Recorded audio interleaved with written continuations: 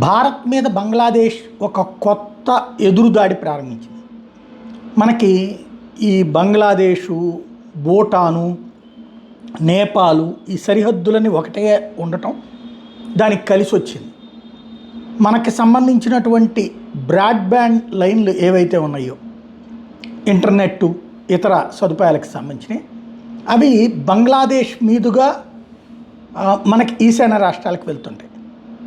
అంటే ఓ రకంగా చెప్పాలంటే బంగ్లాదేశ్ కేంద్రంగా మనకి ఇటు పక్కకి వస్తూ ఉన్నాయి. ఆ సేవల్ని ఆపేయడానికి రెడీ అయింది. తద్వారా ఈశాన్య రాష్ట్రాలకి మనకి మధ్యన కమ్యూనికేషన్ కట్ అన్నట్టు. అయితే ఆటోమేటిక్గా మరి భారతదేశం ఏం చేస్తుంది? రిటాలియేషన్ అటాక్ చేస్తుంది. ఏంటది?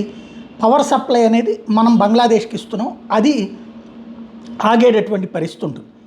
దానికి ప్రత్యామ్నాయంగా నేపాల్ ఇప్పుడు బంగ్లాదేశ్కి కరెంట్ ఇవ్వడానికి ఓకే అయింది. అంటే చైనా నడిపిస్తున్న కథ ఇదంతా అనడానికి ఈ సాక్ష్యం అన్నమాట. ఎందుకంటే చైనా చెప్పు చేతల్లోనే నేపాల్ ఉంది, చైనా చెప్పు చేతల్లోనే బంగ్లాదేశ్ ఉంది.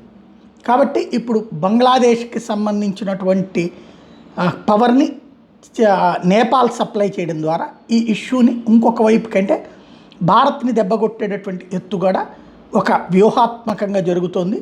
దీన్ని ఎలా దిగమిస్తుందో ప్రభుత్వం చూడాలి.